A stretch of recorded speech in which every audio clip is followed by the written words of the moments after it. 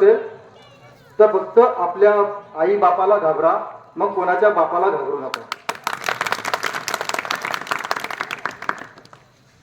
जाधवांची लेक, भोसल्यांची सून, मराठ्यांची सौदामिनी, 12 बलुतेदार आणि 18 पगड जातींची रणरागिणी राजमाता जिजाऊ. स्वराज्याचा सूर्योदय, आदिलशाही, निजामशाही आणि मुघलशाहीचा सूर्यास्त ज्याने केला ते छत्रपती शिवाजी महाराज. वंचितांची चिंता आणि पीडितांची पीडा ज्यांनी हरली ते महामानव डॉक्टर भीमराव रामजी आंबेडकर. या समस्तांना मी त्रिवार मुद्रा घालतो. व आदरणीय चंद्रभाऊच्या पाठीशी नेतोजी पालकरांसारखं सरनोबत पद भूषवत त्यांच्या विकासाची गंगा सुरळीत चालत आहे हे दाखवण्यासाठी पायाला भिंगरी लावून जे अहोरात्र फिरत आहेत ते आदरणीय डॉक्टर उद्धवदादा पाटील. सोबतच तालुका प्रमुख प्रमोदजी धामोळे, अध्यक्ष बिजागरे काका, संजीव भाऊ, विनोद भाऊ, कैलासजी, संतोष दादा व आदरणीय हितेश पाटील व माझ्या आदरणीय ताई. संध्याकाळची वेळ होती, सूर्यास्ताला गेलेला होता. संध्याकाळची वेळ होती, सूर्यास्ताला गेलेला होता. रायगडाच्या पायथ्याशी माझा राजा सरनोबतांना घेऊन पुढची मोहीम आखत होता आणि तितक्यात कानावर शब्द आले, राज घात झाला. हो राज घात झाला. अफजल खान स्वराज्याच्या दिशेनं चालून आला. तो अफजल खान ज्यानं माझ्या राजाच्या थोरल्या भावाला मारलं होतं, ठार केलं होतं. त्या अफजल खानानं आता विडा उचलला होता. विडा कसला होता? माझ्या राजाला संपवण्याचा, ह्या स्वराज्याला उद्ध्वस्त करण्याचा विडा होता. मी विचारतो, शक्य होतं ते? सोपं होतं ते? शक्य होतं. विडा उचलणं शक्य होता, माझ्या राजाला ठार करणं शक्य होतं, स्वराज्य उद्ध्वस्त करणं शक्य होतं. माहित आहे का? कारण जावळीतलं जंगल आणि मावळ्यातला मावळा त्या अफजल खानाला दाखवणारा दुसरा तिसरा कोणी नव्हता. तुमच्यातला आणि माझ्यातलाच एक गद्दार मराठा होता. पण म्हणतात ना, धर्मयुद्धामध्ये अधर्माच्या विरुद्ध धर्म, कंसाच्या विरुद्ध कृष्ण, रावणाच्या विरुद्ध राम, कर्णाच्या विरुद्ध अर्जुन जसे येऊन ठेपतात तसेच त्या गद्दार मराठ्यांच्या विरोधात स्वामीनिष्ठ, तत्वनिष्ठ आणि स्वराज्यनिष्ठ मराठे देखील माझ्या राजाच्या बाजूने एकवटलेले होते, जे मला दिसत आहेत.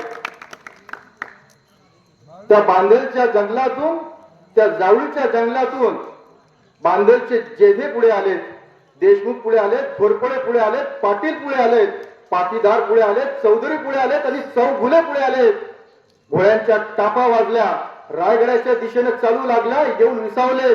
माझ्या राजांना मुजरा घातला आणि म्हणाले, देशमुख म्हणाले, पाटील म्हणाले आणि चौधरी देखील म्हणाले, राज हातावर हे पाणी घेतोय आणि तुमच्या पायाशी सोडतोय. पाणी सोडत नाहीये, पद सोडतोय, वतन सोडतोय. कारण इथून पुढची लढाई तुमच्यासाठी आहे, स्वराज्यासाठी आहे, स्वामीनिष्ठेसाठी आहे. आणि मला पुन्हा सांगावंसं वाटतंय की यानंतर काय घडलं हे सांगण्याची गरज नाही. चौधरी आले, चौगुले आले, पाटील आले, पाटीदार आले, देशमुख आले. नंतर काय घडलं? अफजल खानाचा कोथळा बाहेर आला. घाबरू नका, आजच्या जगातही अफजल खान जिवंत आहे. त्या अफजल खानी विचारांचा कोथळा बाहेर काढायचा आहे. तो अफजल खानी विचार कसा जिवंत आहे? तो लोकसभेला माझ्या बाजूला येऊन उभा राहतो आणि तुम्हाला म्हणतो जय श्रीराम. विधानसभेला समोर जातो आणि यांना म्हणतो सलाम वालेकुम. मित्रांनो, जय श्रीराम म्हणणं चुकीचं नाही आहे, सलाम वालेकुम म्हणणं चुकीचं नाही आहे. वंदनीय शब्द आहे, आदरणीय शब्द आहे, प्रार्थनीय शब्द आहे. पण या भोळ्या भाबड्या जनतेची दिशाभूल करणं उद्धवदादा खूप चुकीचं आहे. कुठं फेडणार हे पाप? आणि म्हणून साशिंगीतल्या पाटलांना, देशमुखांना आणि चौधऱ्यांना मी हात जोडतो, पाया पडतो. पुन्हा एकदा या शतकामध्ये खूप वर्षानंतर राजांचा विचाराचा जागर घेऊन एक सरनोबत पुढे आलेला आहे. आपल्याला त्याला साथ द्यायची आहे. का? तो मराठा आहे म्हणून अजिबात नाही, तर तो 12 बलुतेदार आणि 18 पगड जातीच्या विकासाचं काम हाती घेऊन पुढे नेतो आहे म्हणून. पण एखादा पाटील, एखादा देशमुख आणि एखादा चौधरी जर अफजल खानाचं मीठ खाऊन त्याची स्वामीनिष्ठा जपत असेल, त्याला त्याची स्वामीनिष्ठा जपू द्या. पण उर्वरित इतरांनी, घाटे असतील, काटे असतील, पांढरे असतील, काळबैले असतील, इतर सगळ्यांनी या देशमुखांना, पाटलांना, चौधऱ्यांना सोबत घेऊन रान पेटवा, एकत्र या, एकजूट व्हा. का? पुन्हा सांगेल, आपला आमदार सगळ्यांसाठी झटतो आहे, एकटा लढतो आहे, विकासाची गंगा पुढे नेतो आहे. कारण समोरचे जर आलेच तर त्यांचे वारसदार ठरलेले आहेत मित्रांनो. त्यांचे वारसदार त्यांच्या ड पत्रकावर नोंद करून गेलेले आहेत. पण इथल्या आमदाराचे वारसदार, चंद्रकांत निंबाजी पाटलाचे राजकीय वारसदार त्याच्या कुटुंबातले नसणार आहेत. तो असेल एखादा छोटू भोई, तो असेल एखादा अफसर खान, तो असेल एखादा महेंद्र मोंदळे, अनंता पाटील, हर्षल बळगुजर, तो असेल एखादा जैन, नाहीतर तो असेल शहीद बागवान. सांगायचं तात्पर्य काय? तर आदरणीय चंद्रकांत निंबाजी पाटलांचा राजकीय वारसदार हा 12 बलुतेदार आहे, 18 पगड जातींमधला आहे आणि म्हणून त्याला एकटं सोडून चालणार नाही. मत तर मिळणारच आहे, पण या सगळ्यांना वतन सोडायची आहे. आपला जो स्वार्थ भाव आहे तो बाजूला सारायचा आहे. चंदू भाऊंना त्यांनी पेललेल्या धनुष्य बाणाला आधार द्यायचा आहे. मित्रांनो, ज्याप्रमाणे लखुजी जाधवांनी आपल्या आऊसाहेबांना पुढे आणलं, मल्हाररावांनी अहिल्याबाई होळकरांना पुढे आणलं, माझ्या बाबासाहेबांनी रमाईला पुढे आणलं, ज्योतिबाईंनी सावित्रीला पुढे आणलं. कशा भगिनी आहेत तिथं माझ्या?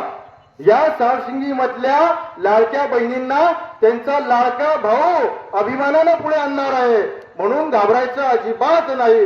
20 तारखेला प्रत्येक घरात जायचं आहे, सांगायचं आहे, शिंदे सरकारने महिलांचा स्वाभिमान जागा केलेला आहे, त्यांच्या स्वाक्षरीला किंमत मिळवून दिलेली आहे. आणि म्हणून एकजुटीने, एक संघ भावनेने पाया पडता आले तर पाया पडा, आळवं पाडता आलं आळवं पाडा, घाबरू नका. चंद्रकांत निंबाजी पाटील सक्षम आहे, पुरून उरणार आहे. पण 20 तारखेला एकूण एक मतदान आदराने, प्रेमाने घराबाहेर काढा. कारण ही लढाई त्यांच्यासाठी अस्तित्वाची आहे. 23 तारखेला विषय संपणार आहे, मॅटर क्लोज होणार आहे.